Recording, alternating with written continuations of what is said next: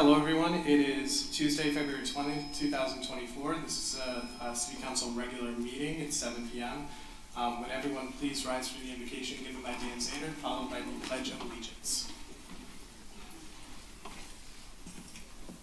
Most gracious God, we thank you for this day, thank you for this time. We pray for our council, and we love the council very much, and let's do what we have to do, Lord, and help us to get this council smooth so we can get this thing taken care of. In Jesus' name we pray. Amen. Amen.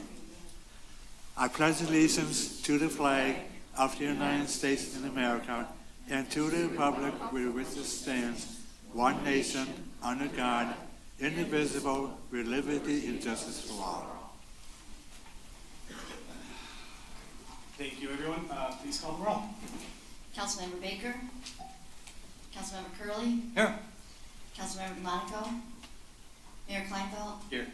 Councilmember Shadlick. Here. Moving on to approval of the agenda, can I get a motion? So move. Support. Please call the roll. Councilmember Curley. Yes. Councilmember Shadlick. Yes. Mayor Kleinfeld. Yes. Moving on to the first hearing of the public. The first hearing of the public is now open. Would anyone wish to be heard? Don't say anything, Harvey, I can make it. Okay. Use your cane. Next to Mr. Sasek. Good evening, ladies and gentlemen. Good evening. Councilman, Mayor. My name is Mike Lameau. I live at 16084 Lincoln in Eastpointe. And before I go any further, I'd like to say at the meeting we had last week, a lot of people got up, didn't even say their name, spoke their piece, and sat down. Now, I thought it was the custom of the council that when you came up to talk, you gave your name, your street address, and the city you live in. And that wasn't done. So I'd ask if that could be done starting tonight, because it's what we used to do, and all of a sudden we got out of it. Now, to why I'm here. This book here is the master plan book. In it, on page 25, it says this: for transportation access and mobility goals. The last thing it says is utilize road diets where capacities are ideal. A road diet on 9 Mile Road capacities isn't ideal. And in the last 7 years, we had one person that has come and asked to have 9 Mile Road made into a 3-lane road. And all 3 times he was turned down. 1 voted down by council, 2 voted down by the committee and the council at a planning hearing. The reasons he was turned down were safety, which we heard from the police, fire, ambulance, bus drivers, people talking. 2, that Eastpointe has an agreement with the state police. If I-94 has a emergency where they have to close I-94 down, that 9 Mile Road would become an emergency road to bring the traffic from the expressway to Gratiot, so that they can either go north on Gratiot to catch either 10 or the expressway, or go down to 8 Mile Road. That was expressed to the person also. 30 seconds. Okay. With that, I'm opposed to it. And please, I know if somebody changes their mind, that we could possibly have 3 yeses, 3 noes. But please, think of the people, think of the road, think of safety, think of us. Thank you. Thank you. Would anyone else wish to be heard? Karen Morajan, Eastpointe resident. I'm just going to use my 3 minutes, and then I need to leave. I need to get back home and finish up my work. I looked at the agenda, and I'm really sorry I'm going to, miss 2 items that I find of particular interest. There's something to do with, I guess, using a part of DPW for animal control. I certainly hope that would be to have more space for animals that are lost or that sadly have to be confiscated because of charges pertaining to animal neglect or animal cruelty. And the clean water public hearing, I'm sorry, I have to miss that because it is critical that we have clean water and that the city keeps moving forward in getting this resolved once and for all. I do have to bring this up again. I'm deeply disappointed nothing has been done in honoring Harvey Creech. I mean, it's now over 8 months since we've lost him, and during the Gratiot cruise, I did a petition and got 130 signatures, from those who definitely were in favor of having a park renamed after him. And, that was the first time that, the will of the people was ignored. And then, unfortunately, we saw at our last council meeting that the majority of residents who spoke out about the lane reduction once again.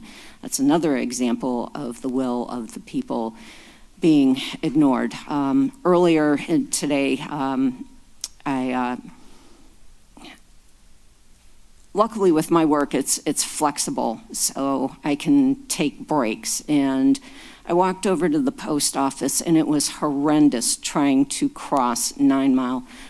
Chief Haynes, I hope maybe you can get this fixed, but that crosswalk, the crosswalk in front of the police department, that does not work. And there have been numerous times I've let the PSAs at the front desk know that it doesn't work in either direction, and this has been going on for over a year.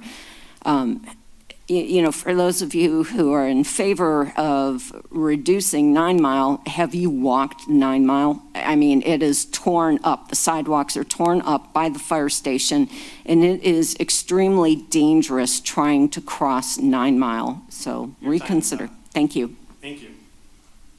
Would anyone else wish to be heard? Hello, everyone. My name is Miss Willie Twyman. I stay at 22835 Lambrick in Eastpointe. I'm a little hoarse right now, but my concern is I want to know, how do we go about bringing a petition or getting prayer back into school or a pledge of allegiance? We grew up with it. We need to keep our children knowing that God is our creator, and also that we have a strong foundation in school where our environment is safe for our children to learn in, and to pledge allegiance, to respect as American citizens for our rights as American citizens, to respect those words, and also just to have the prayer in school will also interest them in maybe the 10 Commandments on how people are supposed to live their lives as children growing up in our community. That's all I want to say. Thank you for hearing me. Thank you very much. Would anyone else wish to be heard? Hi, Cindy Federley, Eastpointe resident. Are we supposed to give our address? Because I didn't think we were. Do you want? You don't have to give your address, but Okay. stating your name is appreciated. Okay, yeah, Cindy Federley. Okay, so I've said this in the past, but apparently some council members have disregarded their duty and obligation to support the wishes of those that they represent. You feel that a road diet with Eastpointe will be able to attract new businesses. I'd like to know who would want to open a business and invest money in a city that disregards, ignores, and disrespects the opinions of not only established business owners, but residents and the police and fire departments. I am strongly opposed, especially because of the public safety issues. I'd like to think that at least one of you that voted for the road diet will have the integrity to take the serious reaction from your residents seriously enough to revisit the discussion. I hope that you will put it on the agenda for another discussion, listen to the residents, and vote again. Thank you. Thank you very much. Anyone else wish to?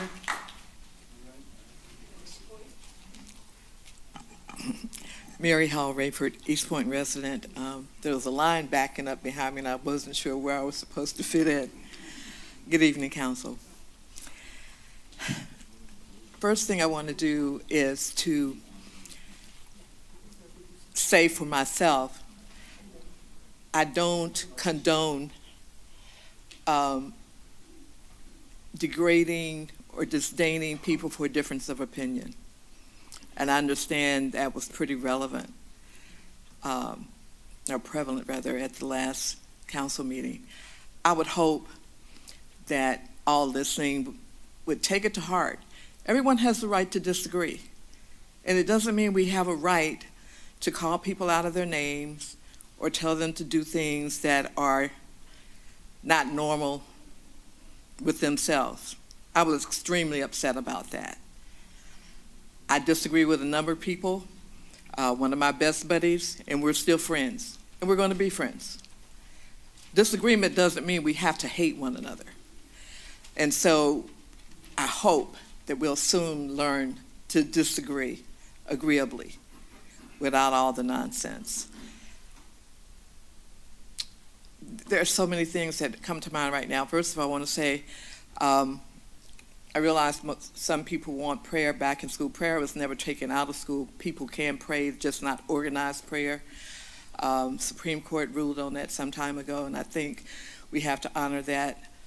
And as far as Pledge of Allegiance goes, as many people have noted, I do not stand for it. I will not repeat it because there has yet to be liberty and justice for all. And until there is, I will not pledge allegiance to the flag. So I hope everyone has a really great week.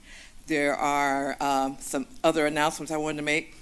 First of all, a Medicaid re-enrollment event will be held at Oddfellows Hall right here on Gratiot on March 9th from 11 to 2. People who need to recover their health coverage, please come out and we can help you get that accomplished. And there will be, I noticed, a number of chili and soup cook-offs. Rebecca's are having one at Oddfellows on March 2nd, so hope to see you all there. Please come participate. Thank you. Thank you. Good evening, Council. My name is Carol Reed. I live in Almond in Eastpointe, Michigan. Born and raised here, and I'm 77 years old. My grandma and grandpa had a farmhouse across from the Dairy Queen when I was born. I saw this 9 Mile when it was a tar road. I think this road diet is ridiculous in Eastpointe. We don't have enough mass transit to take people around like the other cities that are more modern than we are, but we're halfway between East Detroit and Mount Clemens. This road thing is not a good idea, and the police and firemen do not like it, and I don't like it. Deronies don't like it. Why don't you support your businesses that are being successful and not try to drive them away? Eastpointe is becoming a ghost town. What the heck? And I do believe in God, and I would like to see God back in the schools. Thank you for listening. Thank you. Would anyone else?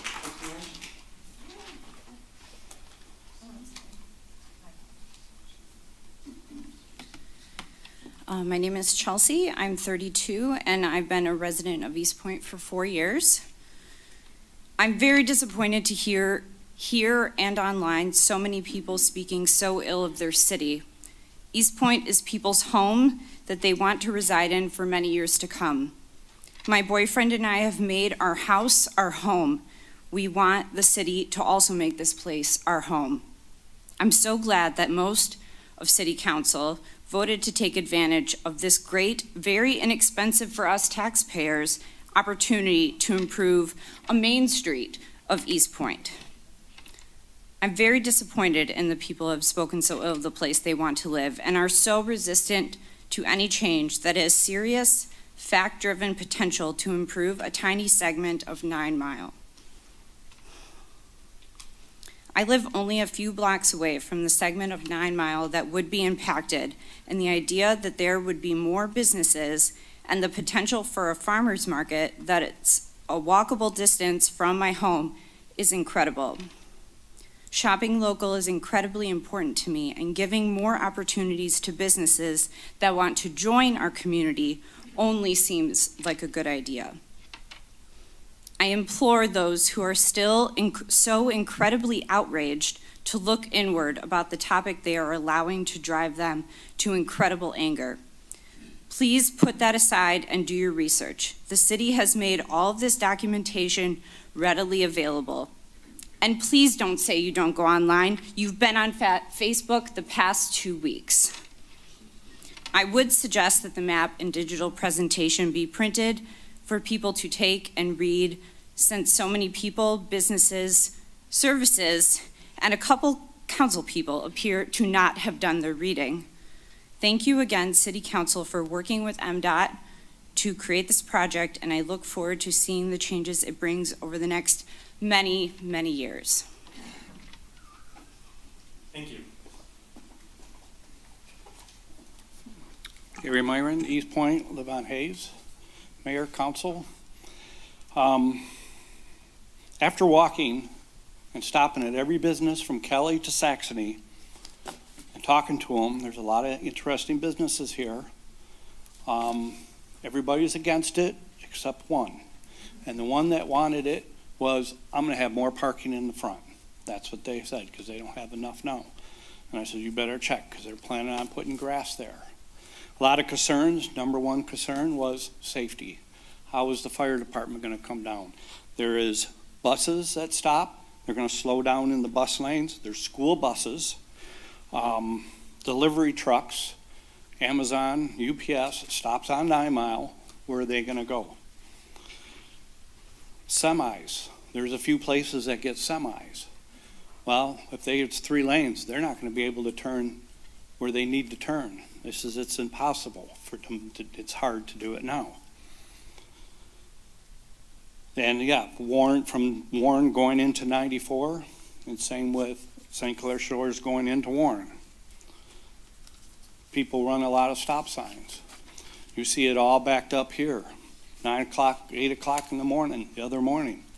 9 Mile, going toward, on the north side, going west, is all backed up past auto parts. And it's like that a lot. And like the fire department says, they're backed up over by they are. Check what's going on now on 9 Mile with 1 lane. We live on 9 Mile. Every time I pull out of my driveway, I'm on 9 Mile. They're on 9 Mile. A lot of these businesses, they pull out of their driveway, they're on 9 Mile. They experience it. Some of the people that are against it don't live that close. They got to drive it. I don't know if they drive it a lot, but they got to drive it a lot to see really what's going on. And Ferndale and Woodward and 9 Mile, they're having a lot of problems. Talk to some of the businesses there, and they don't like what's going on there. Just do a little bit more research. Thank you.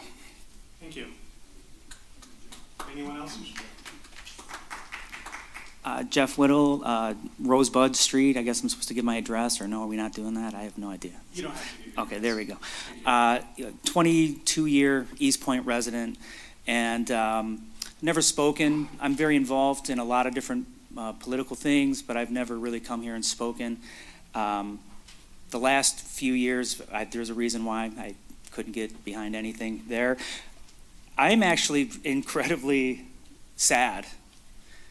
I want my city council to be bold. I want them to look at things that are going to make the city better. Whether or not the populace at large can see the vision, I don't know what to do about that, other than I guess I would say maybe the city council needs to provide more information for those people. But the job of a city council and the mayor is to improve the city in which we all live in.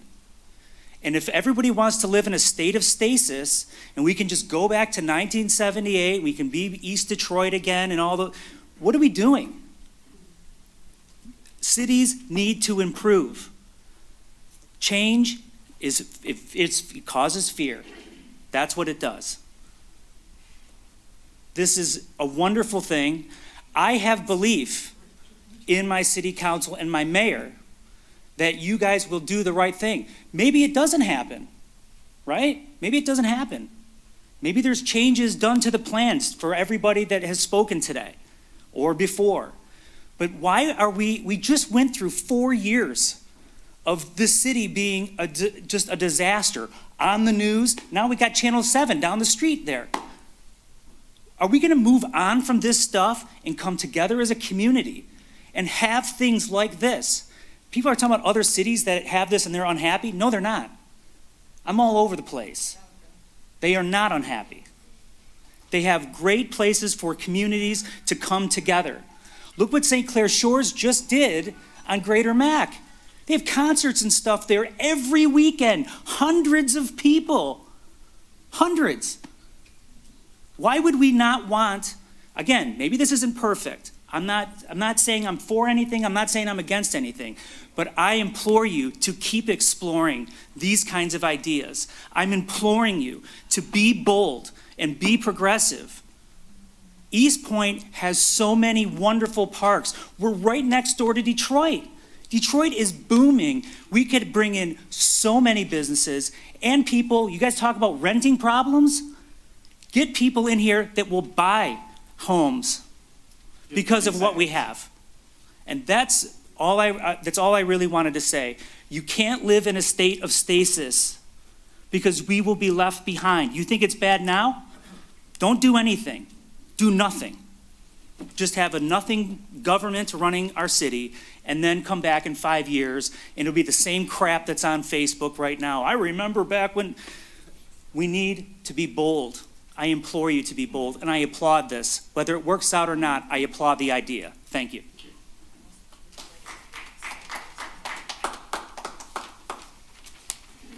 Hello, my name is Steve Gunn from Washpointe Car Wash.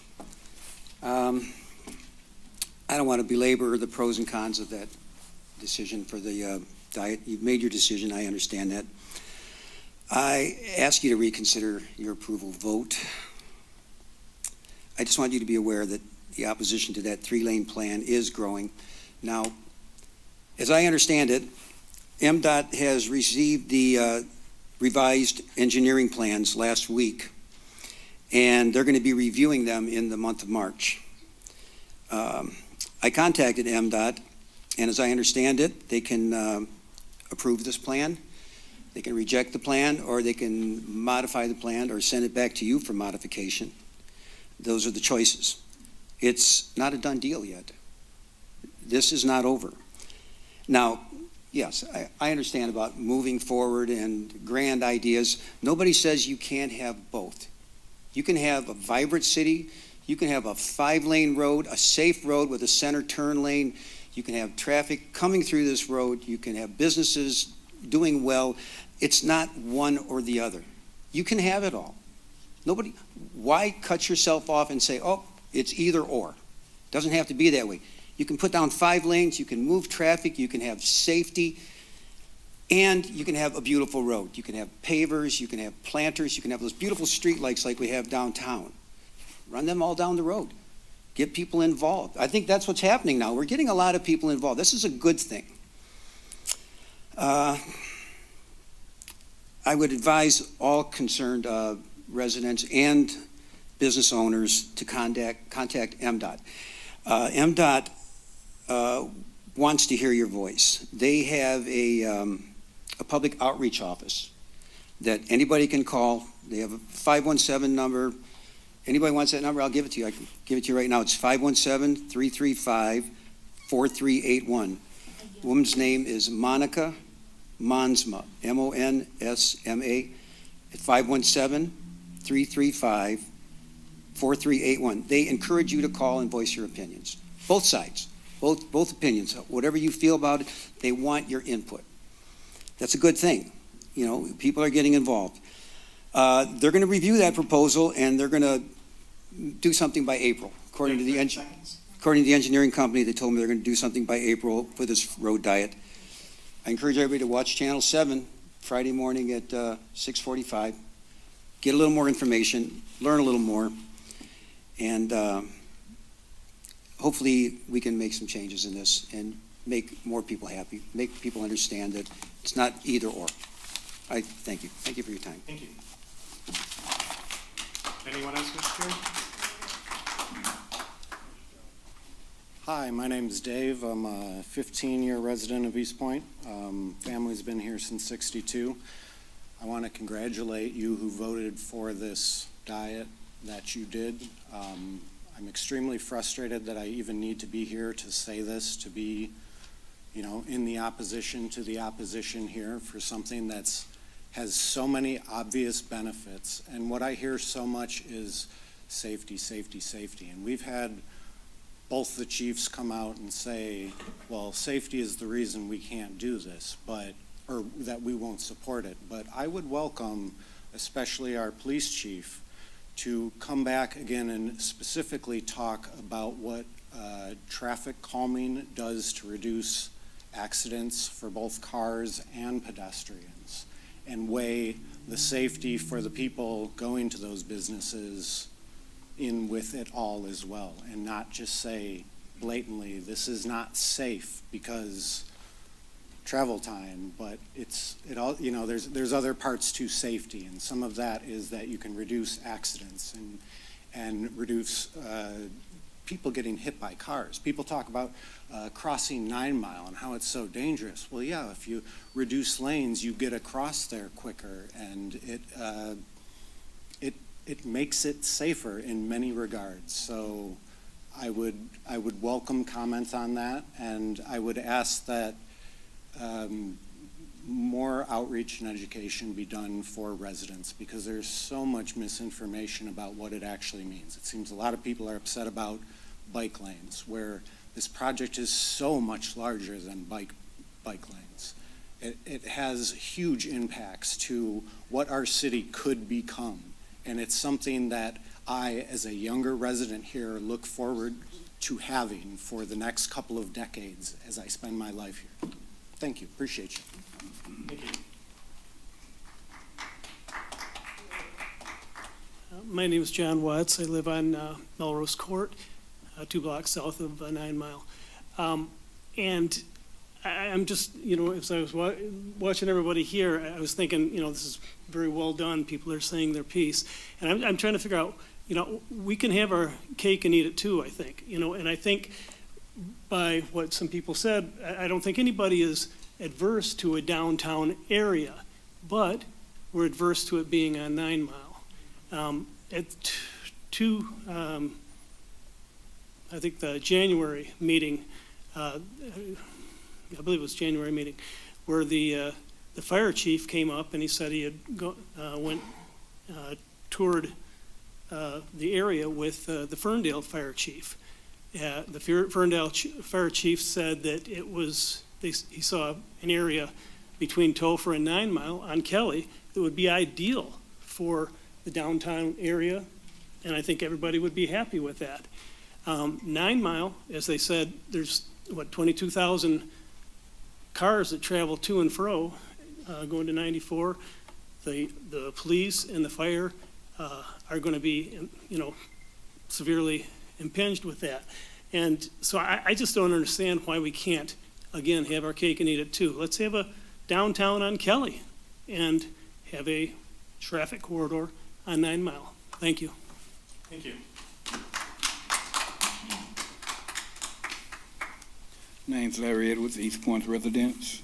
From what I've been hearing over the weeks and what have you from different ones, I don't think, especially those that oppose, I don't think no one is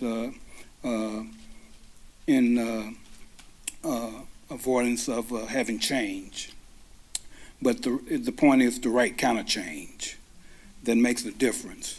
And from this 9 Mile project and whatever, this is one of those that don't fall in that category. So that's the reason so much for the uproar and what have you.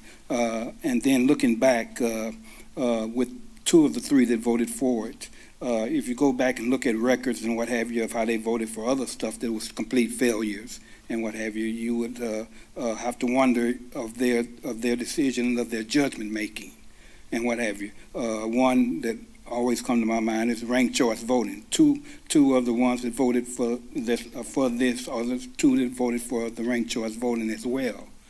And now we are here at this point, even though it's been turned down, as one person has said, 3 different times and what have you. So it just really suspicious on my way of thinking of what's really going on.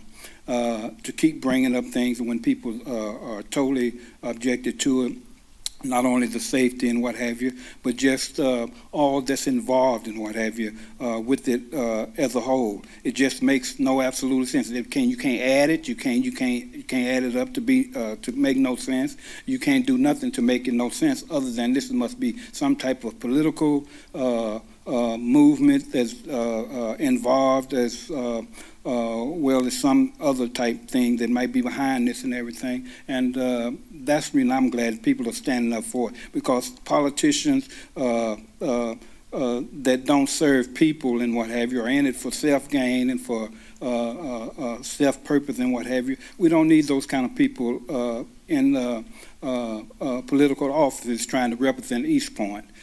We need people that come to serve the citizens of Eastpointe. Thank you.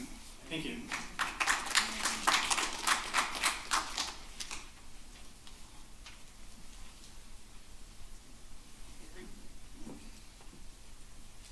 I'm the other half of my husband spoke. Wendy Watts, we live on Melrose Court, been there for, 20-some years. I'd like to thank our mayor for the decorum that we have now, as opposed to what we used to have. There's a lot of positive things we can do as a city. We do not feel that this idea is one of them. People talk about how because people are complaining about Eastpointe, we need change, and that people talk about how it's difficult to walk across 9 miles, so let's try something new. Well, they're talking about that because of construction, because we have tried having 1-lane traffic, not because if it was fixed is 5 lanes and the sidewalks were fixed and the roads were fixed and the sewer pipes and the what do they call the supply lines and all that infrastructure was fixed, then we shouldn't have that problem if the traffic lights are working properly, the pedestrian lights are working properly. Because we have construction, we're kind of experimenting with what it's like to only have 1 lanes in certain places. But, and you talk about traffic, calming traffic. Where is that traffic going to go? Down the side streets where the kids play? You think that we're against biking or walking if we don't want to reduce 9 Mile, a thoroughfare, to make it 3 lanes. Well, that traffic has to go someplace. I've always loved to ride my bike. I usually ride it on side streets, not main streets. I haven't been doing it so much the last couple of years. I've had some orthopedic issues. I'm getting older. I know I'm not one of the young people, so maybe I'm not, progressive enough or something by people's standards. But I love to be active. We walk our dogs all over Eastpointe. I don't want all that traffic coming down our side streets. It's dangerous. It's dangerous to everybody that lives there, residents, to have all the Main Street traffic going down side streets trying to find another way to 8 Mile or to take Topher and Stevens instead of 9 Mile or whatever. They're divergent pathways. They'll have to have what do they call them? Road work. Anyways, where they reroute you. But people, it's not change can be good, change can be bad. Change in itself is not good or bad. It's what you do. If you can fix what you have, you can fix what you have, and that's the grant we got was to fix 9 Mile because of the potholes, the sidewalks where people are pitching out of their wheelchairs because of the cracks in the sidewalk, to fix the sewer pipes, the water mains. It wasn't to reimagine 9 Mile Road. I mean, that's what they want to use it for. But that's not what the grant was specifically for. They're just wanting to use it as that. So they're using it as something to say, okay, this is our chance to do Cardi DeMonica's ideas from 2021 or wherever he Your time is up. started. Okay. Thank you. Would anyone else wish to be heard?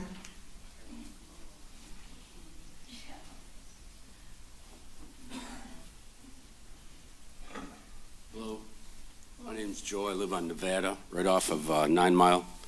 I'm opposed to this whole thing. This is kind of ridiculous. My opinion is the city council, the mayor, you're here for us, for the constituency. Last week you had 200 people over here. All but 3 wanted not to have this go through. You completely did not listen to them. You bulldozed through everything. This is a democracy. You people work for us. You're here because of us. We need someone to stand by and listen to us. If we don't want it, we don't want it. Now, you're here you can build a city, you can build a community, but you can't build legacies for yourselves. This is for us, your constituency. Because you were voted in. You can be voted out. This isn't what we want to do. We want to be able to bond with the community. There's nothing wrong with change. Change is great. I'd like to have a farmer's market and all that kind of stuff, but I mean, walk down 9 Mile. Where are you going to have these little outside bistros in front of Dairy Queen or Pizza Hut? I mean, we don't have those kind of businesses out here to support this.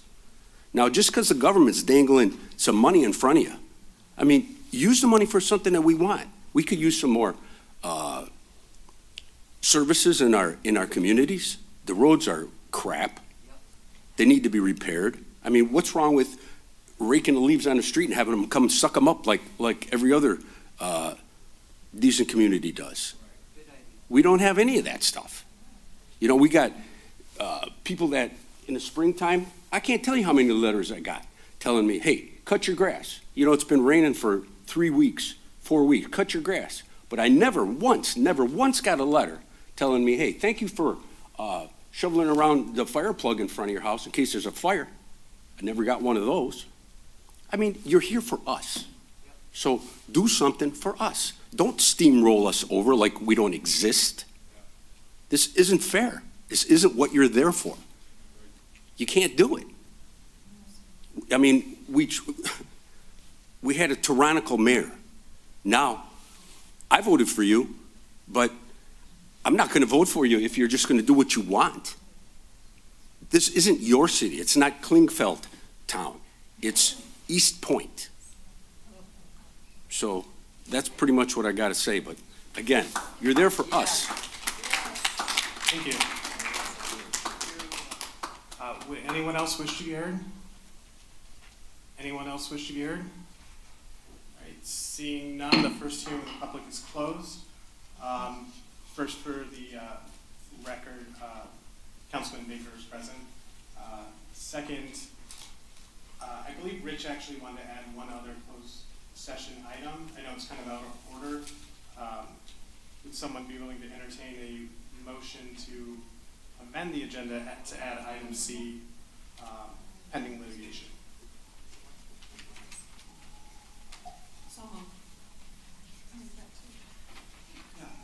Mr. Mayor, I would move that we would add item C under closed session. Mr. Mayor, I apologize too. I was actually communicating with Mr. Frank when that was initially voted on. He is planning on being here shortly. Could I text him and just have him be present via phone? I don't know how long the meeting's going to go this evening.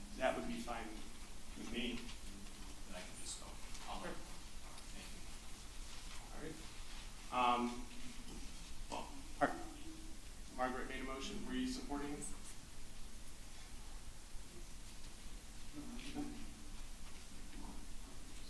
I don't care. All right, please call the roll. Councilmember Shadlick? Yes. Councilmember Curley, Yes. Mayor Kleinfeld, Yes.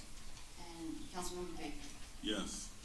Okay, there are no minutes to approve. Moving on to scheduled hearings. Item A, public hearing for the Clean Water State Revolving Fund Loan Project. That hearing is now open. Did you want someone to speak to that, or just? I can speak now, or I can speak during the new business item.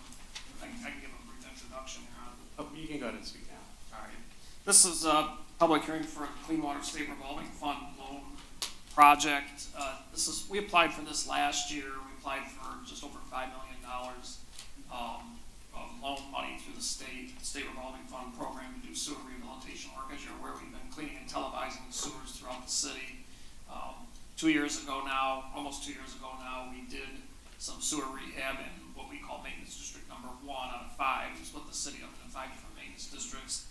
This program would address critical locations that need rehab within districts 2 and 3 that have been, where the cleaning and televising has been completed. We did try to apply for this last year. We were not successful in obtaining a loan. We're competing with every community within the state. There were several applications that were submitted last year. This is an annual program where project plans are due by May 1st of every year, and it does require a public hearing to be held prior to that being submitted. As with last year, we expect with the federal infrastructure dollars through the IIJ and the bipartisan infrastructure law programs that we could potentially get grant money or principal forgiveness through those programs. The reason why we want to apply again for this program to try to get some grant principal forgiveness money out of that $5 million that we're applying for. Okay. All right, now that hearing is open, would anyone wish to speak specifically to that item? All right. Seeing none, that public hearing is closed. There's no unfinished business. Moving on to reports from administration. Includes comment. Good evening, Mayor and Council. Wanted to let everybody know that early voting opened on Saturday for 9 days. It's at the Eastpointe Memorial Library. The hours are open 7 to 3 p.m. on Saturdays and Sunday, and 10 to 6 on the weekdays. It will end next Sunday, the 25th. And then there's the 1 day in between that and the regular election. We had a little bit of a slow start, but everything is operating very, very smoothly. I do want to thank the clerk's staff out loud. They are getting last-minute information from both the county and the state, and they have really been incredible in organizing and getting all the checklists ready so that the poll workers have been able to open and close properly, and detailed, keeping track of everything every day. And I also want to thank the poll workers. They're very enthusiastic and ready for you guys to show up. Water filters and replacement cartridges are available again at the library, City Hall, and DPW. There was some confusion yesterday as the library was officially closed for President's Day, and people wanted to get water filters. Unfortunately, the water filters and the library staff are one side. The poll workers and the early voting is completely distinct. So our poll workers were unable to give out the water filters.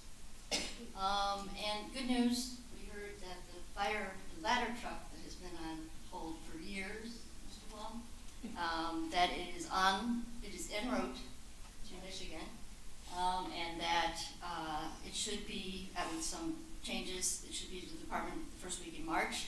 They will do at least a month or more of training before they officially move the equipment from the current truck to the new truck and put it into service. So we know it's on the road. And that's all I have. All right, does anyone have any questions for Ms. Holman? Seeing none, we'll move on to Finance Director's report. Mr. Blum. Good evening, Mayor and Council. The only thing I had was on the state revolving fund.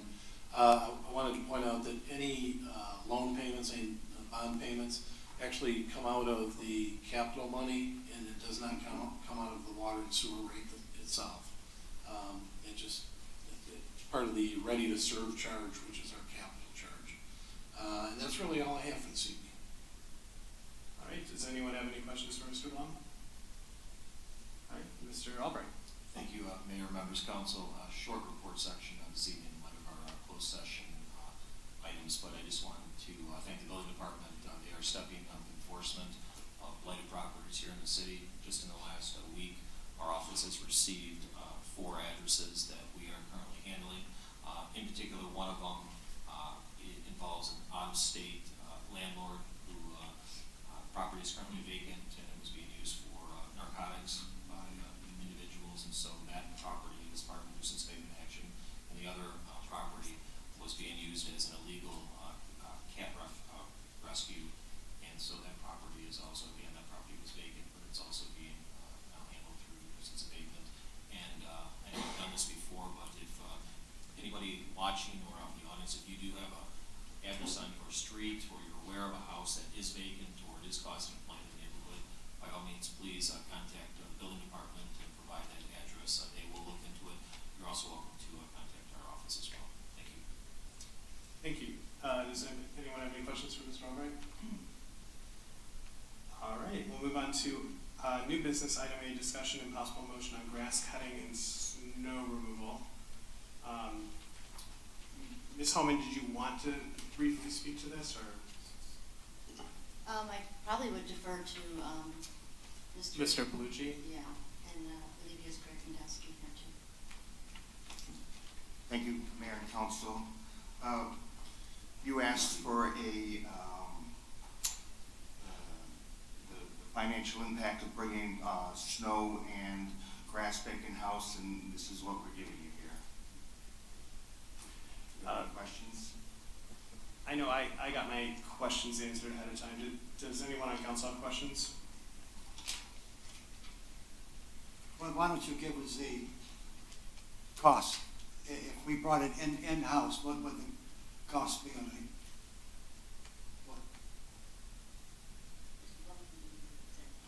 Oh, I don't know what you're pointing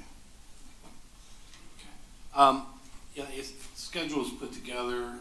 It was based on a meeting with DPW, looking at what their needs would be.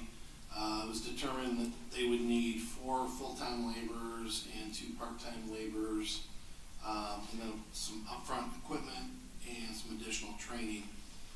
Over a 5-year period, that would, it comes out to a little bit over $2.8 million over the 5 years versus the current vendor contracts of just under $1.3 million a year.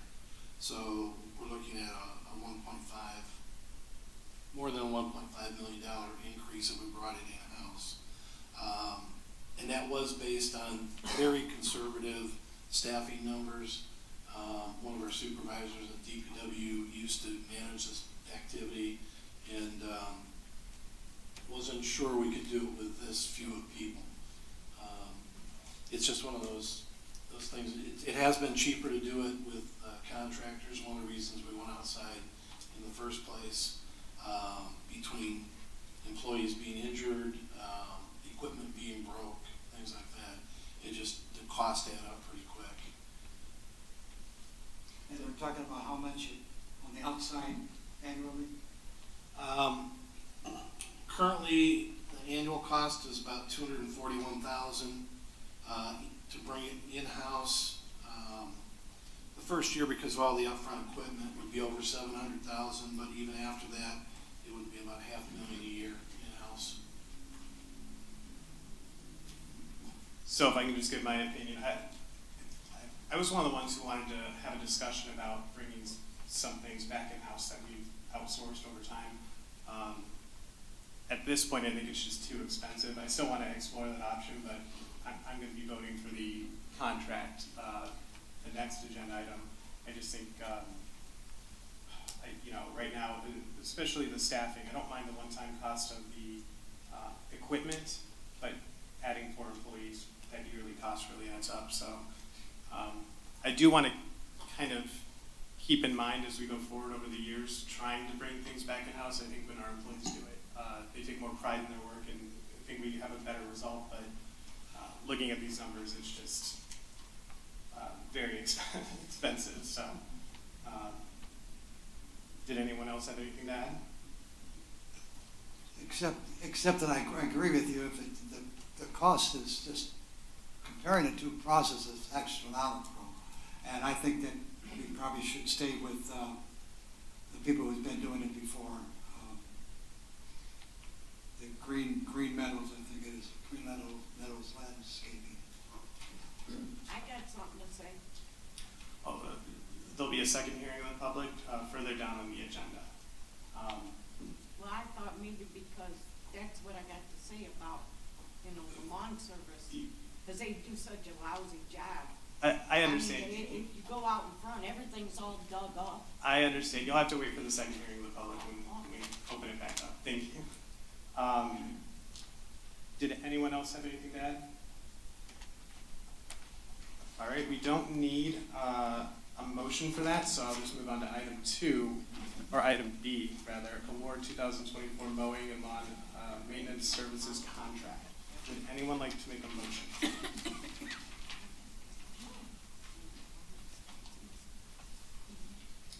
If no one would like to, I'll make a motion. Yeah, we're talking about the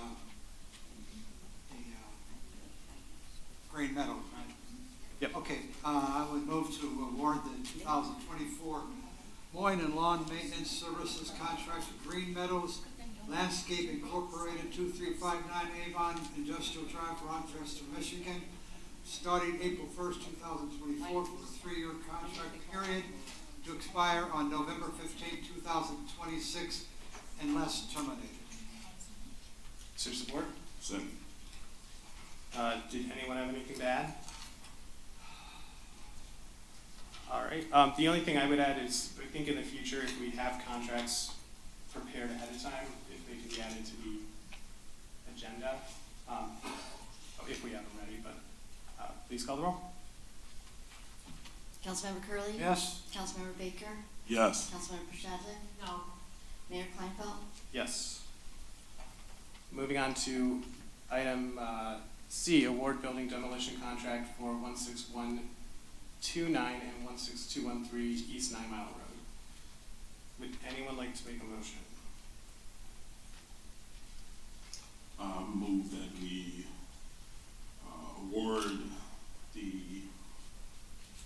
16129 and 16213 East 9 Mile Road building demolition contract to Blue Star Demolition. Is there support? I'll support it. I'd like to add maybe we ought to add the amount to the motion, so we'll know and everybody else will. So, if you make a motion with mine, I'd like to add the amount to it. Absolutely. I'm sorry. Go ahead. Yeah, that amount would be $180,760. I have one more question. Does the demolition include the house, that amount? It does. Okay.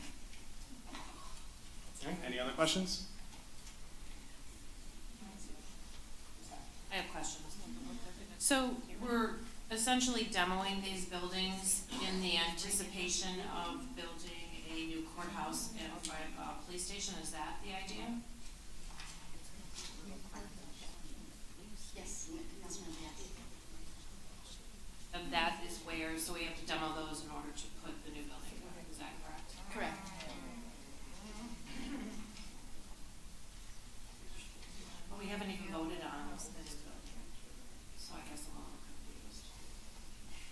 I think previous council, I know they voted to acquire this land. I think I don't know if they voted for the demo or if it was just discussion previously. But yeah, I know we haven't voted on the actual new building. I believe the purchase itself, and I don't know the exact language, the purchase itself was for the purpose of being able to build a larger police department and courthouse with all the problems that are going on with that building. Do you have any other questions or comments? All right, please call the roll. Councilmember Baker? Yes. Councilmember Curley, Yes. Mayor Kleinfeld? Yes. Councilmember Shadley? All right, moving on to item D, approve resolution number 24-1972, adopting a final project planning document for wastewater system improvements and designating an authorized project representative. So moved. Is there support? I'll support it, but I'm reading this memo from administration, and it's and hold a 15-day public comment period and a public hearing, which was scheduled for this meeting. Is that what we just did tonight? We had nobody come forward. Okay. Yes, we do. All right. Mr. Mayor, if I may, I would just ask that the draft resolution be changed so that I could sign it as acting city manager in Ms. Walton's absence. I would have no objection to that. Thank you. All right, motion and support, please call the roll. Councilmember Baker? Yes. Councilmember Curley? Yes. Mayor Kleinfeld? Yes. Councilmember Shadley? Yes. All right, moving on to item E, accept the Michigan State Housing Development Authority Housing Readiness Incentive HRI grant. Would anyone like to make a motion on this?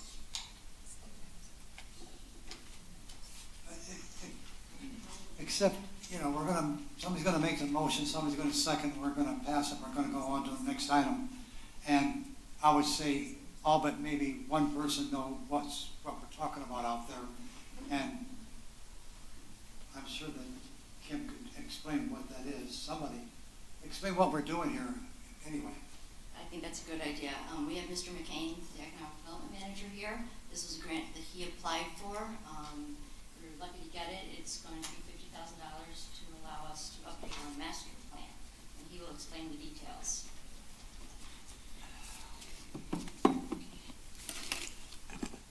Good evening, Mayor and members of council. So this is for us to accept a $50,000 grant that we applied for through the Michigan State Housing Development Authority to update our master plan, which per the Michigan Planning Enabling Act, as well as our status as a certified redevelopment ready community through the Michigan Economic Development Corporation, we are on track to update this year in order to be in compliance with those two different programs.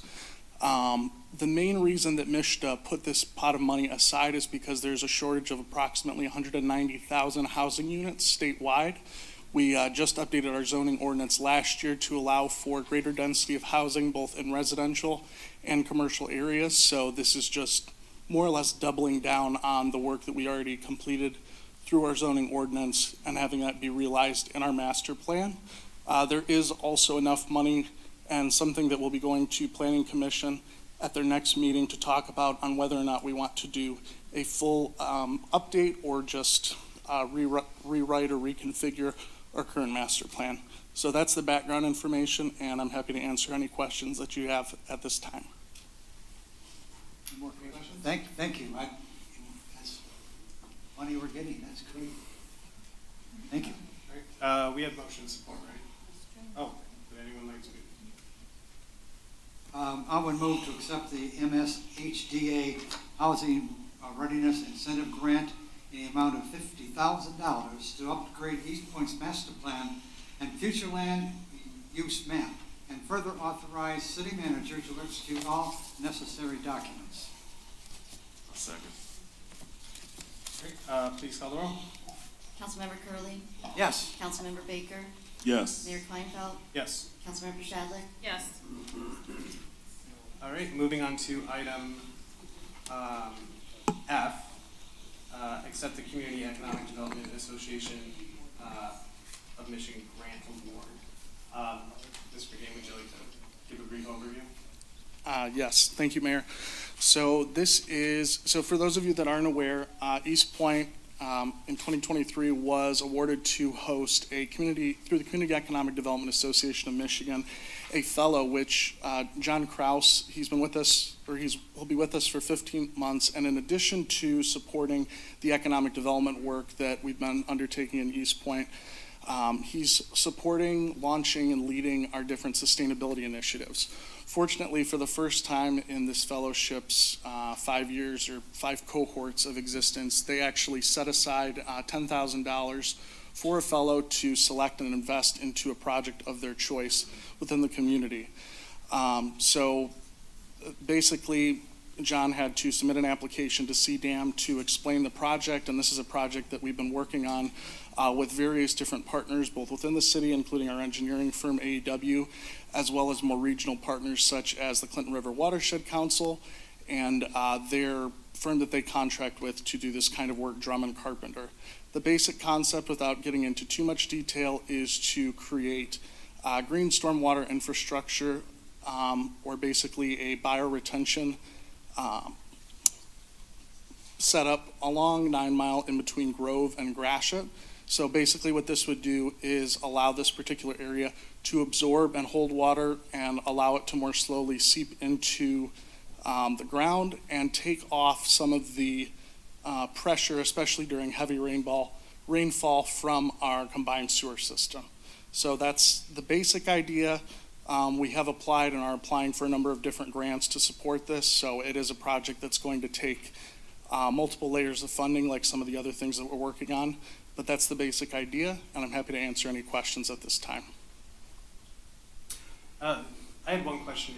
Are we looking at like curbside of 9 Mile or in In the easement area, basically. the new one that was just put in? Correct. Okay. In the right of way or in that new median area?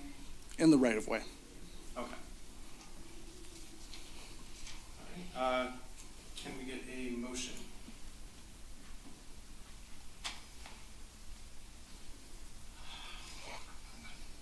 Hello? All right, I'll make my last one. I will move to accept the $10,000 CEDAM fellowship grant to support Eastpointe's bio retention streetscape initiative, BSI project on 9 Mile between Gratiot and Grove, and authorize the city manager to execute any necessary documents. Is there support? All right, and I will note that this item and the last item don't have any matches or anything associated with them, so. That's correct, Mayor. Please call the roll. Councilmember Curley, Yes. Councilmember Shadley, Yes. Councilmember Baker, Yes. Mayor Kleinfeld. Yes. All right, moving on to item G, schedule a public hearing for the Michigan Department of Natural Resources Land and Water Conservation Fund grant opportunity. Heading into these, and I guess, Mr. McCann, I don't know if you might want to just kind of talk about, I think, the next 3 agenda items essentially together. I guess go from there. All right, happy to do that, Mayor. So starting with the Land and Water Conservation Fund, and actually I guess I should preface all 3 of these items by saying that they are proposals that we have previously submitted through, 2 of them are through the Spark Grant Program, and the other one was through the Passport Grant, so that'll be a resubmittal. That one in particular is of note because we were 5 points away from actually receiving that grant last year, and it requires a smaller match, only 25%, where the other 2, the Land and Water Conservation Fund and the Natural Resource Trust Fund, require a 50% match. That being said, when these were previously developed, unfortunately, we did not actually go and engage the Parks Commission and get their opinion on these. So we felt it important during this round to go, and I'm happy to see Chair Sasek here in the audience. We had a very good discussion about increasing communication between the Parks Commission and administration and RARE, and I think came up with what I would consider to be some competitive proposals. Certainly, if you want to make any changes to them, we made some changes to the initial proposals as submitted. But the main goal, I believe, for today and for these 3 items is to schedule public hearings. So based on what feedback we got from the Parks Commission and what feedback we get from you tonight, that we can then bring together 3 solid proposals on March 19th to then present to the public and get their feedback and be able to rework them before the April 1st deadline. So that's the basic premise. Before I dive into each of the specific proposals, does anyone have any questions?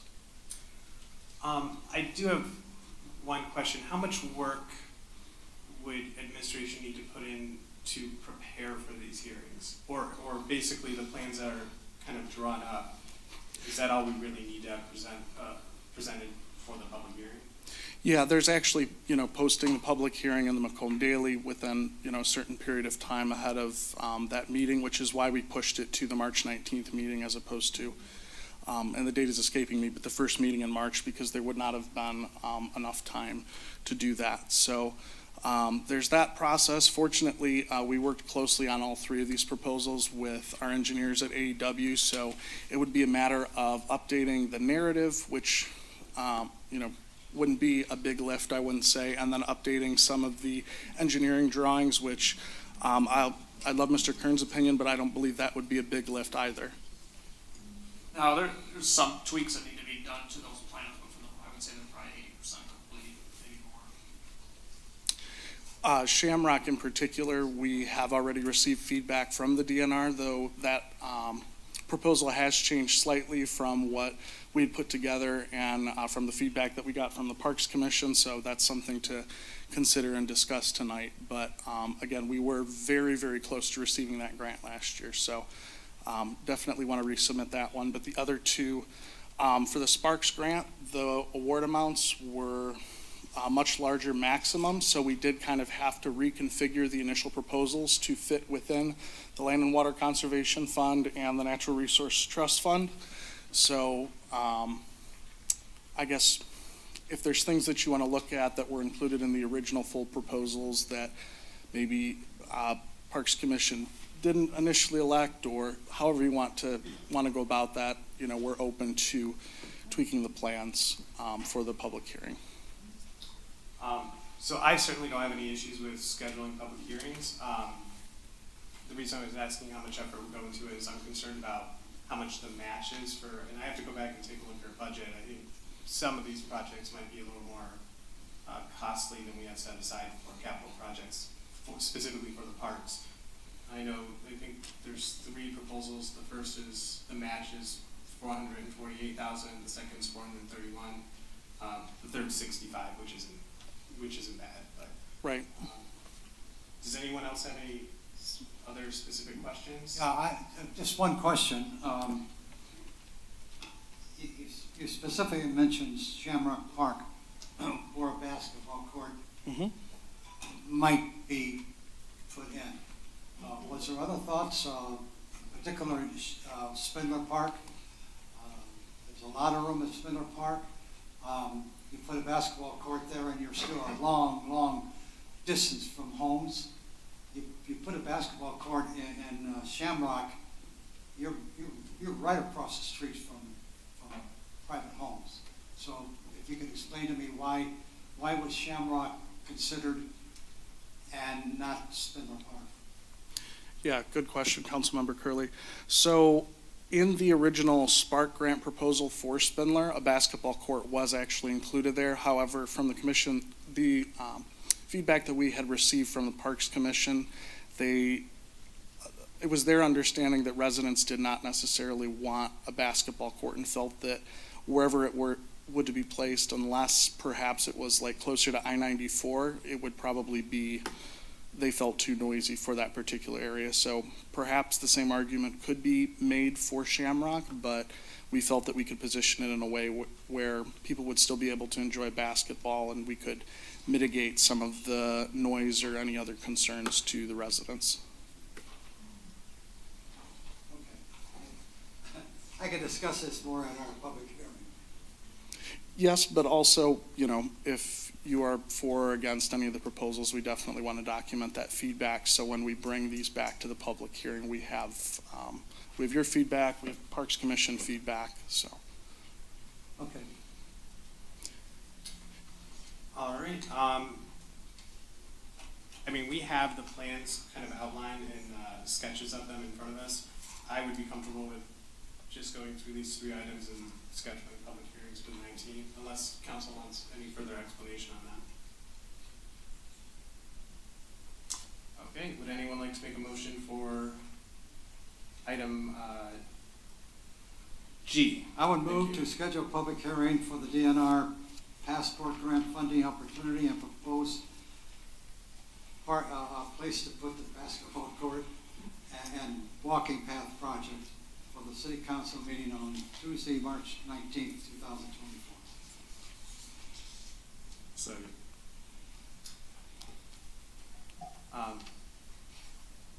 Yeah, well, I think we're a little bit out of order, but I'm fine with that motion support. Please call the roll. Councilmember Curley, The one I just talked about? Oh, yes. Councilmember Baker, Yes. Councilmember Shadley, Yes. Mayor Kleinfeld. Yes.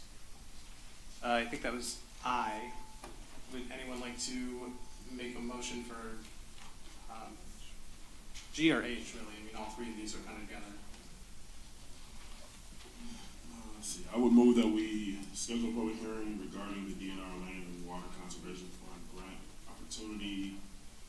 Make sure I'm looking at the right one, too. And proposed Kennedy Park Fitness Trail and Pavilion project for the city council meeting on Tuesday, March 19th, 2024.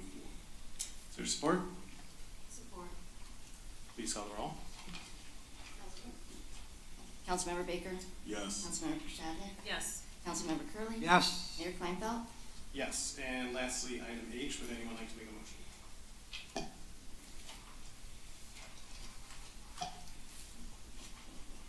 All right, I move that we schedule a public hearing for the DNR Natural Resources Trust Fund grant opportunity and proposed Spindler Park Path lighting and pavilion improvements for the city council meeting on Tuesday, March 19th, 2024. Support. Please call the roll. Councilmember Baker, Yes. Councilmember Shadley, Yes. Councilmember Curley, Yes. Mayor Kleinfeld. Yes. All right, moving on to item J, approval of the renovations at the DPW for use of animal control. Would anyone like to make a motion? Before we make a motion, I'd like to have somebody from administration, because this was brought up during the hearing in the public, kind of about the dogs and the way, how we treat them, and this is incredible improvement. So I'd like to have somebody from the administration explain this to the public. Mr. Palucci or Chief Haynes? Yes, I can speak towards it. So currently what we have in the city of Eastpointe is we have our animal shelter, which is contained within one of our security garages at the police department. It's very cramped, it's very small. We only have room for 3 kennels. It is state licensed, but it's state licensed for only 3 dogs. There cannot be 4, there cannot be 5. We're stuck with the number of 3. What I have found since I've been here since July last year is that Eastpointe has an awful lot of loose dogs, vicious dogs, breeding situations that are going on, and abuse situations that are going on. Our resources are tapped out. We have used pretty much every single rescue from around the area. We're constantly working hand in hand with them, but we absolutely need a bigger facility.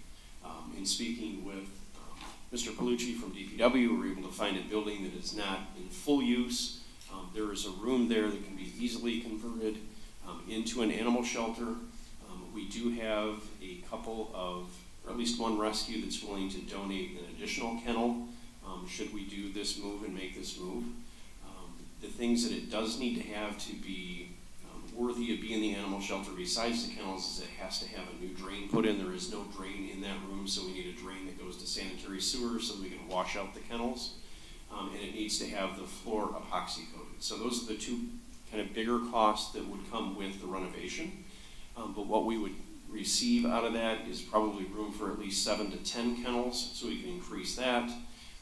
It would have an outdoor area that will be made to, it'd be fenced off for an outdoor run, so we can put the dogs in separate run areas outside so they can get exercise during the warmer months.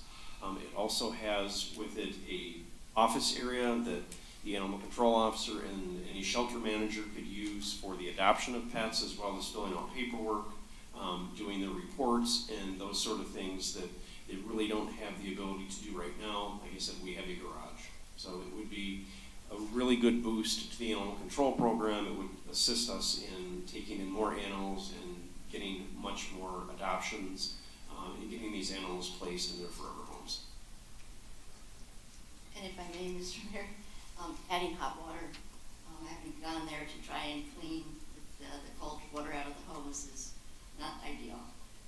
Yeah, I would add that I did come in each day of this last weekend to assist with animal control, and we also have another person that's coming in and helping out as well. But you know, like the acting city manager said, we don't have any hot water that's directly available at this time. We're using the best we can, but we don't have the ability to bathe the dogs like we would be able to do at the DPW facility. That is already there, it's already in place. Right now, the only time we can bathe pets is we have like a portable bathtub, you have to use it in warm weather only. So it would be a lot of, really a huge increase in what we're able to do for our animals.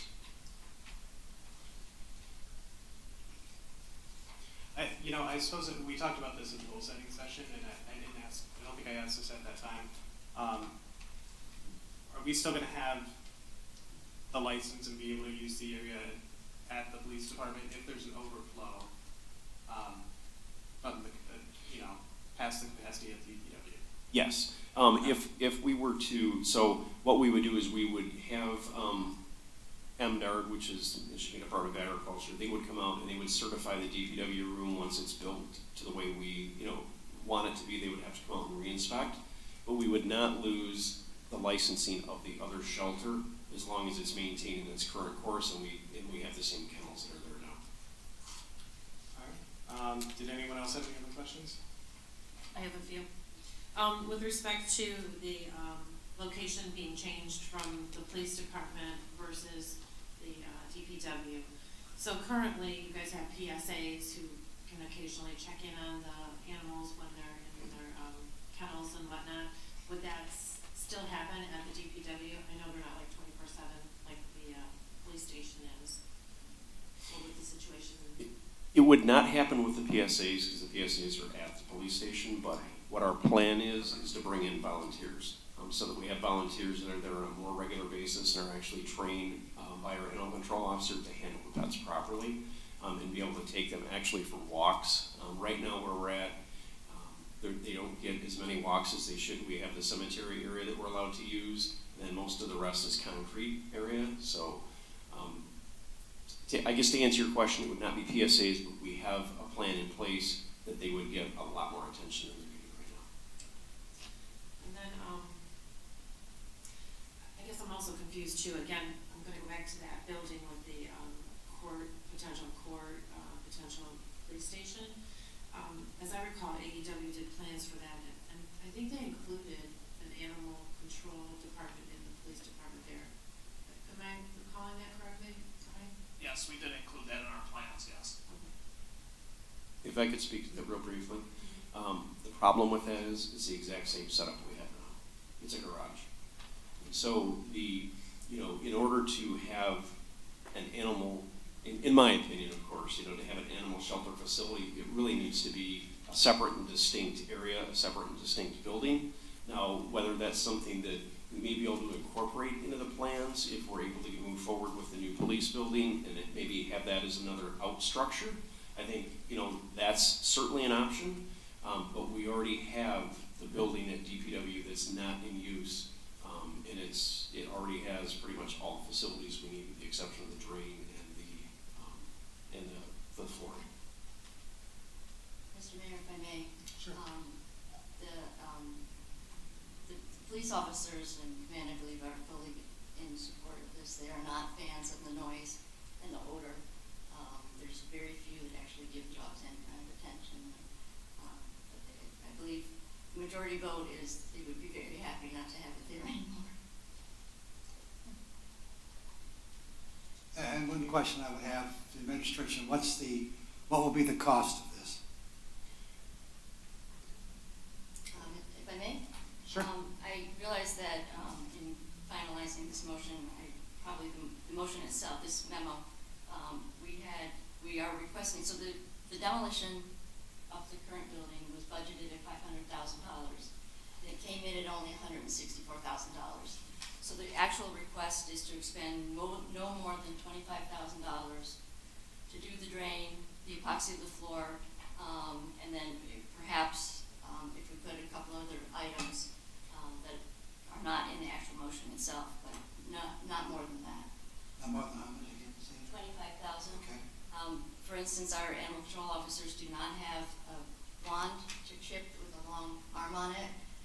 So dogs that are extremely vicious, and we've had a lot recently, we cannot check for their microchips at all, for fear of being bitten. So it's little things like that, but. So I think this is a good solution in the short term to just kind of better the services that we can offer. When it comes to, the discussion on the police and courthouse is kind of down the line. I know we're going to have a committee so people can revisit those plans. I do think in the future I would want animal control to be with the public safety complex. But obviously we need a solution now, and this seems like a viable one. So would anyone like to make a motion? Sure, I would move to approve the installation of a drainage system and epoxy floors at the Department of Public Works and Services Parks Building for the use of animal control not to exceed $25,000. I'll second. Okay, motion and support, please call the roll. Councilmember Curley, Yes. Councilmember Baker, Yes. Mayor Kleinfeld, Yes. Councilmember Shadley. No. All right, moving on to, I just have one thing for AEW. Since you said you did have this in your master plan, now that we voted to do something else, you, of course, go back there tomorrow and erase that and make the price cheaper. Huh? Yeah, we'll have that discussion, I guess, with the mission. Obviously, those are conceptual plans that we have for the police and courts. They're not set in stone yet. Well, there's no more stone for this because we just voted to put it someplace else. Right? Right? for now. Okay. I'm just trying to save us some money, guys. All right. Moving on to our last item, discussion on the and possible motion of social media policy. Would anyone like to speak to this? I would move that we table this. I would support that. I was actually going to ask the same thing. So was I. I agree. Call the roll. Call the roll. What meeting will we, to the next regular council meeting? Well, who's your motion? Is that what? Sure. All right, I would support that. Smart. All right, please call the roll. Councilmember Shadley, Yes. Councilmember Baker, Yes. Mayor Kleinfeld, Yes. Councilmember Curley. Yes. All right, moving on to payroll and bills. Would anyone like to make a motion? All right. I move that we pay the bills in the amount of $4,529,123. Is there support? Support. Are there any questions? Please call the roll. Councilmember Baker, Yes. Councilmember Shadley, Yes. Councilmember Curley, Yes. Mayor Kleinfeld. Yes. All right, moving on to the second hearing of the public. The second hearing of the public is now open. Would anyone wish to be heard?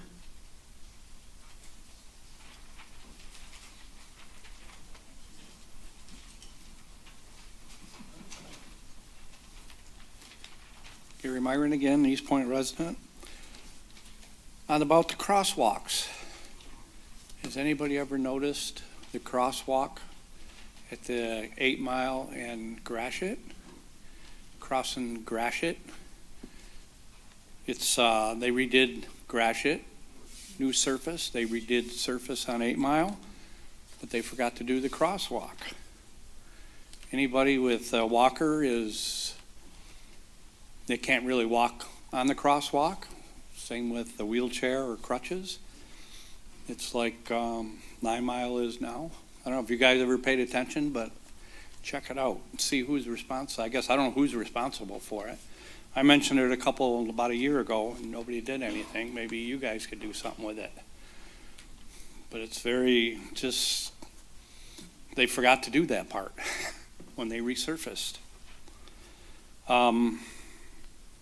When you do cross streets in the parking lot, people should pay attention to what they're doing because there's a lot of distracted drivers and distracted walkers. You go to the parking lot around the library and that, and you see people not even paying attention, just on their phones, just walking through. Another thing is, can we do something for bikes at night? Have lights, have some kind of ordinance or something for that, because you don't see them. A lot of bikes get hit. A blinking light is a lot better than a solid light. And I know it helps when I see a blinking light when I'm driving at night. Sometimes it's wet, dark, rain. At least you'd see that. I ride the bike. I like the blinking light just to show that I'm there. A solid light, when you're half tired or anything, you're looking at it and really don't know what it is. At least with the blinking lights, maybe we could pass something with that. And the curb between Gratiot and Grove, who's responsible for all the damage that's going on with that? There's already a hunk taken out. There's rubber marks all along the sides of them. The one closest to Gratiot, there's damage to that one. We're going to end up to be the same way as we are on the other side of Gratiot. So just, we're going to be responsible for paying for that for 30 years. That's it. Thanks. Thank you. John Watts again from Melrose Court. As my wife mentioned, we walk our dogs all over the place, and I just want to thank you guys for what you did for the dogs in Eastpointe with the there's been several times where we've found a dog or whatever, and we've told the police about it, and they ask, can you keep them in your backyard because we don't have space for them. So they've done, that's been something that's been an ongoing issue for a long time, I know. And just really thank you for those additional kennels that they're going to add. And basically that's what I want to say. And only one thing I didn't say earlier about, the gentleman talked about Greater Mac. My family moved into St. Clair Shores in 1960. And since that time, all I can remember is 2 lanes of traffic and Greater Mac, and that might be a great place for a downtown, but 9 Mile is just not Greater Mac. They've got way too much traffic. Thank you. Thank you.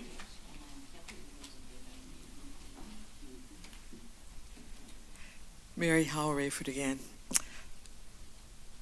I know there seems to be some confusion about funding source about 9 Mile, and while I'm certainly opposed to the lane reduction on 9 Mile, I would love to see funding found for social district on Kelly. I think the space already there would be perfect. I don't see 9 Mile ever being a downtown, at least not my perception of a downtown, because it's too far away from Gratiot for that to serve a realistic purpose. And I wanted to reiterate as well, we're never going to have unity in the city if we don't respect someone else's opinion. And I'm not saying agree, I'm saying respect it. The assumption that some of us are not reading material or not researching is an absolute fallacy. I read everything for this meeting the same way I do for school board meetings. So I come prepared. I think it's important for any elected official to be prepared to discuss whatever the agenda item is. And I do appreciate the time that you take to discuss item agendas. And so I would hope that continues and we can bring some sort of cohesiveness to this city.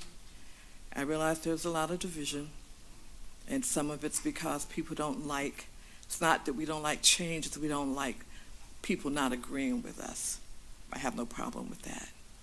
So, in that vein, know that I love you, and I'll be back at the next meeting.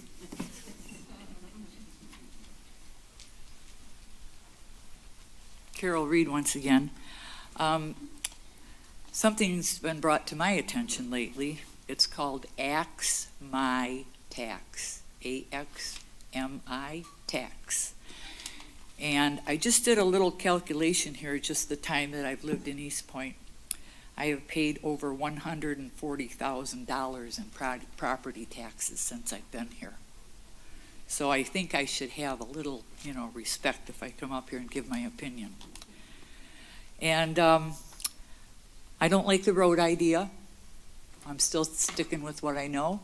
And I would like to make all the residents aware that we have something called Ax My Tax. So everything is not taken out of our property tax. And then we can figure out where people can get money other than from us. Thank you. Thank you.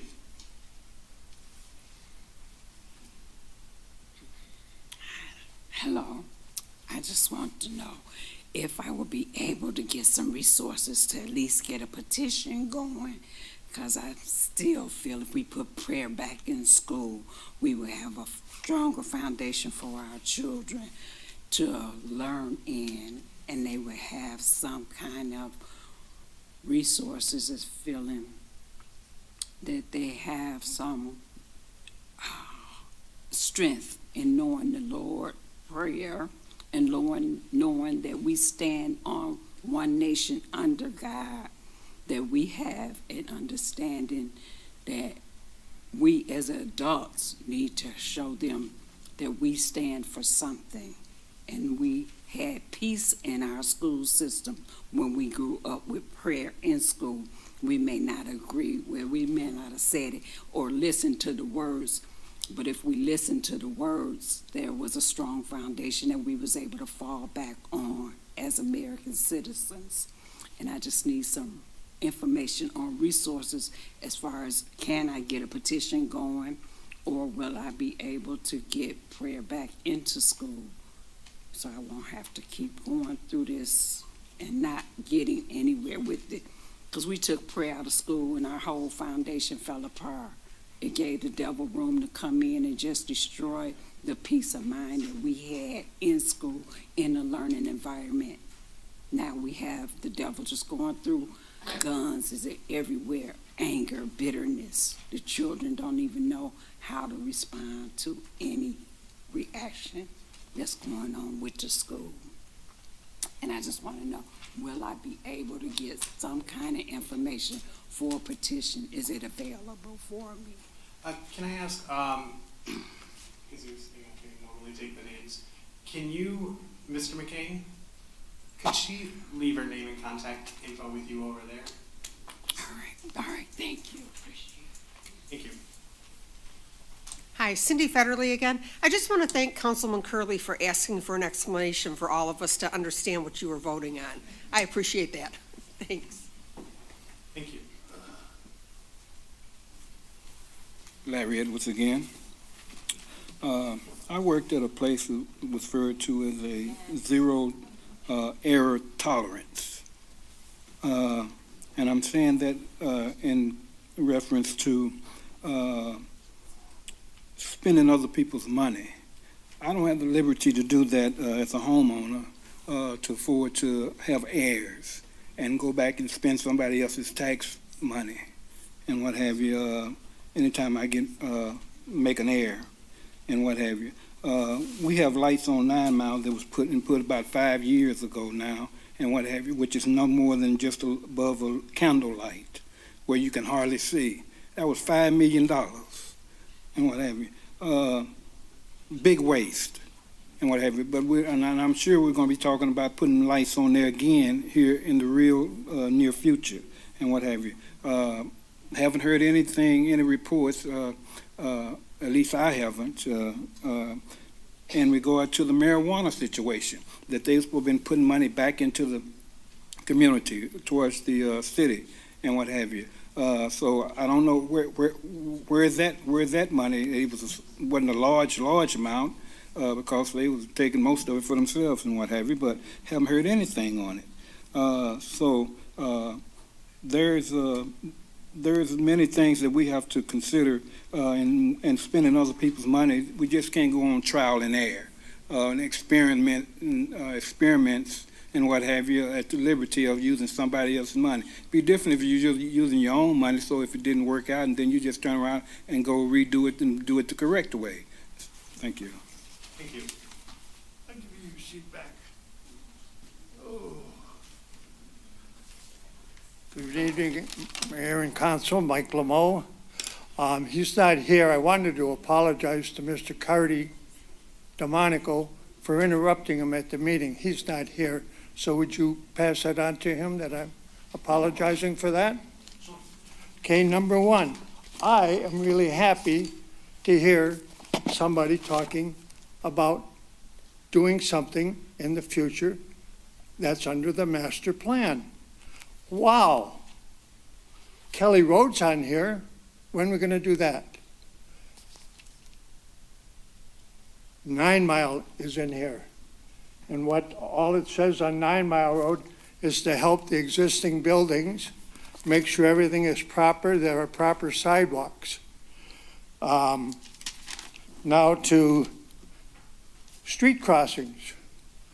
Somewhere in the master plan you have that we would, at every crossing where there's pedestrians and they have the flashing lights, that we go to numbered things so the people could see how much time they have before they have to run their butt off across the street.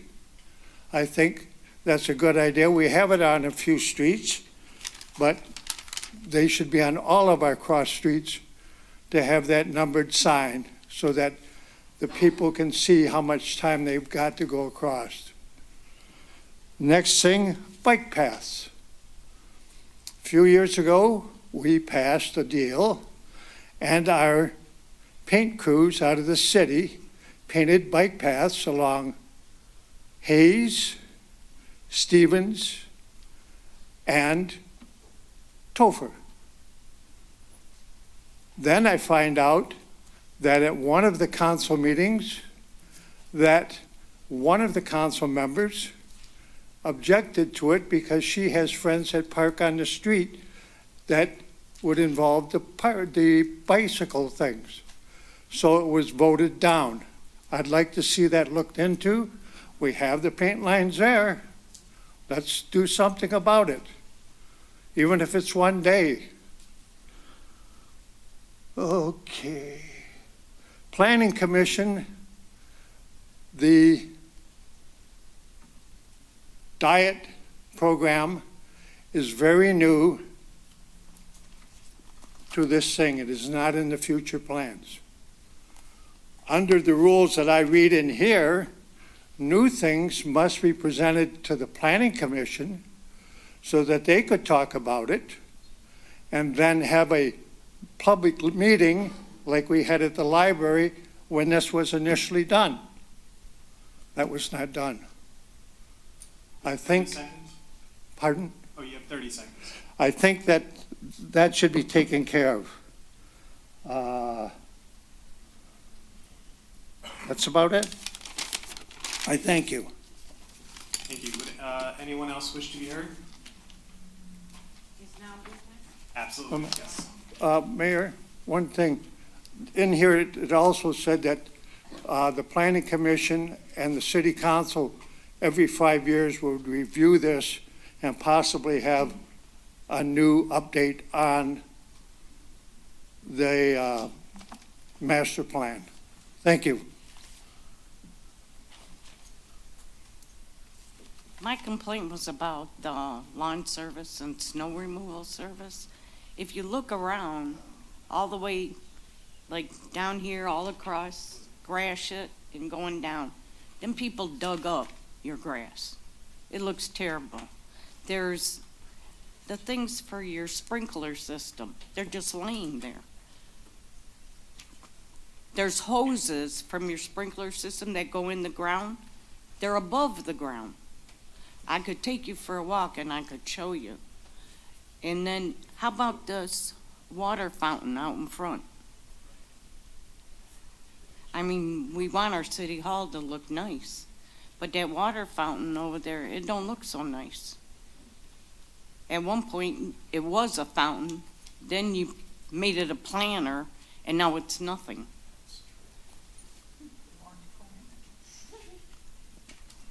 We can respond when we get to our comments. Do what? We can respond when we get to our comments. Oh, okay. I'm sorry, would you mind stating your name too for our minutes? I apologize. Oh, Antoinette DiGiuseppe. I'm your neighbor. I live right next door on Evergreen. And that's another thing. Every time they plow the snow, they go like this, they go across the front, and then they stop. They don't do the Evergreen side. I can't tell you how many times I had to walk in here and tell them they don't do the Evergreen side. And then they have to come back. You think they would get the hint? You know, go all the way around City Hall? Thank you very much. Would anyone else wish to be heard? Anyone else? Seeing none, the second hearing of the public is closed. Moving on to mayor and council reports. We'll start with Councilman Baker. Thank you. Yeah, just briefly, I was listening to some of the comments, and I know that there are still some feelings on both sides of the 9 Mile reconstruction. But just listening when we are told that either we're afraid of change or we're afraid to do this or afraid to do that, we're told that we're not doing our research, I would argue that point or that opinion. I've lived off of 9 Mile for, it'll be going on 19 years. So I've had some experience driving that road. And this is not a push for my position. I've already stated how I felt about the road diet. I was not in support of it. That's already known.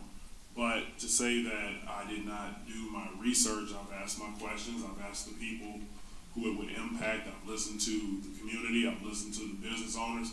Our job is to listen to the community.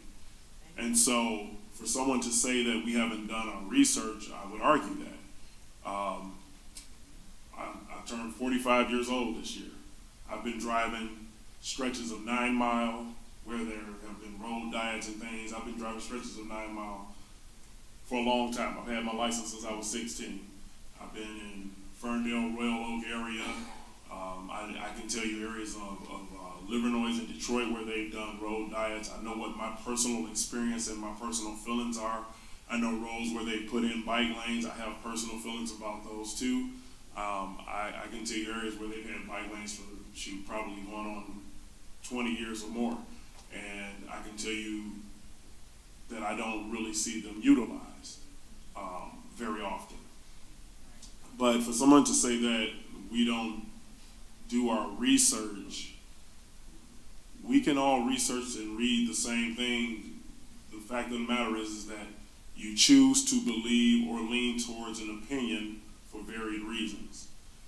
There are some things that may weigh heavier with other people and some other factors that may weigh heavier with someone else. We're not going to always walk away with the same opinion about certain things. We talk a lot about data, but very basic definition or explanation of what data is. It tends to be the study of a certain subject matter. You record the findings and you report the findings. That's typically what data is. We read somebody's research. It usually has a start of when they started the research, and it usually has an end date of when they finished it. And we take that, what we read, and then we determine whether or not we believe it or we don't, or if it resonates with us or it doesn't. Talking to people who utilize 9 Mile, like I said, I've lived off of 9 Mile for almost 19 years. That is a long time for me to utilize that road. So to be told that research hasn't been done because I share a difference of opinion, I would argue that I have maybe a little more experience than some others because of my time traveling that road. I've walked stretches of 9 Mile. I've said before in our last meeting, I've walked in and out of the city from any number of directions. I've walked 8 Mile, I've walked 9 Mile, I've walked 10 Mile. You know, the fact of the matter is that when we listen to those, our community, we listen to our residents, our business owners, our public safety, then I take what I hear and then I make a determination as to what I think is the right thing to do.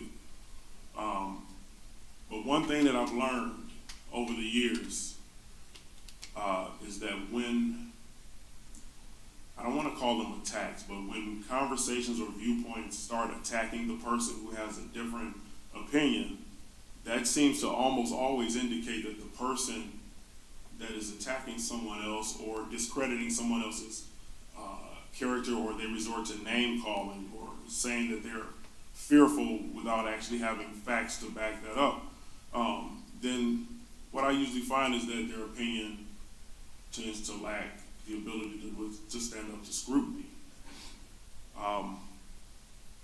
We can have differences of opinion. We don't have to attack one another because we don't share the same opinion. We talk about a family town often. We say we want things to be better. Well, I would encourage all of us not to attack one another if we want things to be better. We have healthy dialogue, and yes, we may walk away upset, disappointed. Sometimes we may walk away happy, but I don't have to attack any one person in here. I don't have to resort to name calling or, as they say, ad hominem attacks because we share a difference of opinion. If my opinion or my viewpoint can stand up to scrutiny, I don't have to attack the person. When you debate, you attack the argument, you defend your viewpoint, you don't attack the person. So I would just like to encourage that, and for those who think that we don't do our research, I would beg to differ, and I would encourage to watch the last few meetings and see how much research we've done. The questions that we ask show whether or not we've done research. When we talk about other cities, that'll show you what research we've done. I've been to New Baltimore. I know where their main street is. I also know where their police station is. I also know what the road looks like where that police station, where they depart from the station. And I can tell you it's not a 2 or 3 lane road. I can also tell you how small the downtown area is. You talk to people that live in those areas, you visit those areas. I've been traveling around this state a long time. So to say that I didn't do my research or whatever, I would challenge that. But, you know, I would just like us to not resort to the ad hominem attacks. I think that we get away from healthy conversation when we resort to that. That's all I got. Thank you. Councilman Curley. Thank you, Mr. Mayor. A couple of things. I'm excited about what we're going to be doing to our parks. You know, there's a lot of things that are coming up, and it excites me. First of all, the second basketball court that maybe we'll get it at Spindler if I can talk to the right people.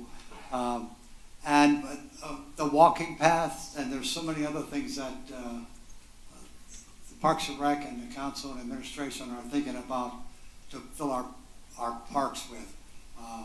You know, sometimes we're guilty of concentrating on things that help us, the adults, you know, and too often we forget about the kids. And the basketball court we got now is incredible. I can't tell you how many times I went over there this summer, sat on a bench, and there'd be probably 35 kids there playing. They'd get a team up of 10 people, right? And when they get down to the other court, 4 or 5 kids go out there. They got time to shoot two basketball, and they run back outside until they're done. So that's a wonderful thing. The other thing, excuse me, this morning I was having a cup of coffee and thinking, and I was thinking about the prevailing side of this whole 9 mile thing. What do you call it? 9 Mile diet, yeah, right, I got you, diet. And I'm thinking, if we had somebody of the three people that want to change their mind, there's a way they can do it. And they probably know that, maybe you don't, but it's called move to reconsider. Council person, if you're on the prevailing side, Rob and I are not on the prevailing side, so we can't do anything.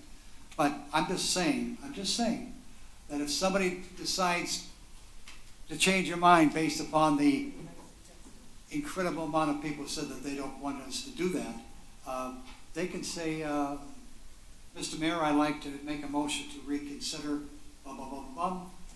You get 3 votes for that, and then you bring that item back up to the council and make a motion, and maybe we can get 3 votes that would say no. Mr. Mayor, that's it. Thank you. Councilwoman Shadlock. I'm looking forward to some of the grant monies that we're going to be hopefully getting. Thank you, Ann, for all your hard work. Appreciate it. I'd like to thank everybody who came to the hearing of the public. It's always very good to hear from everyone, regardless of your opinion. I welcome all of those opinions. So I do appreciate you all coming out today, especially some of you who came out for the first time or don't really come to these meetings. It's very good to hear from you. That's all I have. Thank you.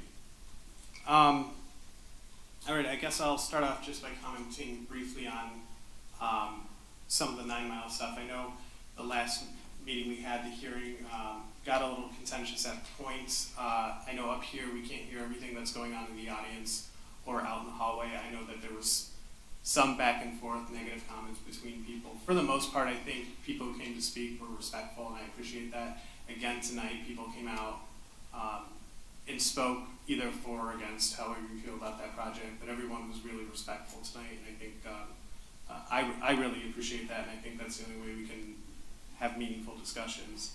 I know there was a question, there's been comments about Kelly.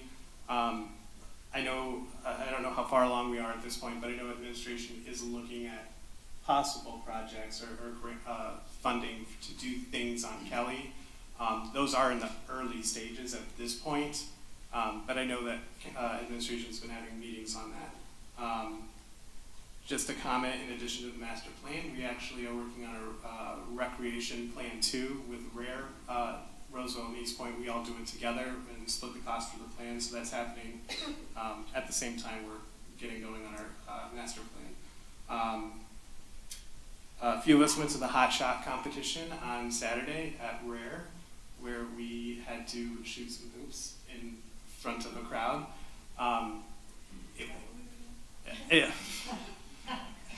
Loosely. And we had a friendly competition with Roseville. They did outperform us, but hopefully next year we can come back and do better. But it was a really good event for the kids, and a pretty simple event, free for everyone. So that was a good event. I just want to mimic some of the comments from Mary Hall Rayford. I 100% agree that we can disagree with each other, but still be respectful. And I think, like I said tonight, I think I saw that from everyone. So I really appreciate that. And, if you see someone who's, I know some people can be unpleasant online. I just avoid them. I think if they're just there to attack people, let them punch air. So that's all I have. And, actually, congratulations to Ms. Walton. She had her daughter today. She's, what time, this afternoon or something like that? So around 5 o'clock. So that's why Mariah's not here tonight. She was welcoming her daughter into the world. So congratulations to her. And with that, I will entertain a motion to go into closed session. I would move that we go into closed session. Support. Yeah, I think we have to state that it would be for attorney-client privileged communication, purchase of real property, and tenure. Okay. No. Please call the roll. Councilmember Pichadlik? Yes. Councilmember Curley, Yeah. Councilmember Baker? Yes. Mayor Kleinfeld? Yes. Meeting adjourned or going into closed session at 8:55 PM.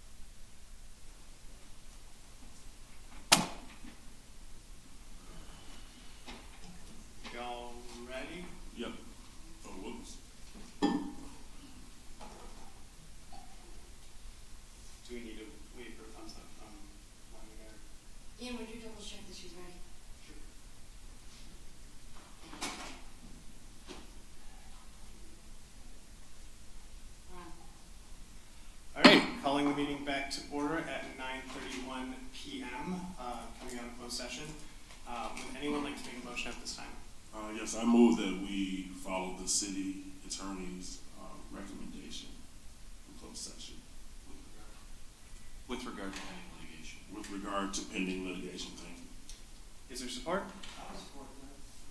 Please call the roll. Councilmember Baker? Yes. Councilmember Curley, Mayor Kleinfeld? Yes. Councilmember Shadlick? Yes. Next, I'll entertain a motion. I'll support the motion to adjourn. Councilmember Curley, Councilmember Baker? Yes. Mayor Kleinfeld? Yes. Councilmember Shadlick? Yes. Meeting adjourned at 9:32 p.m.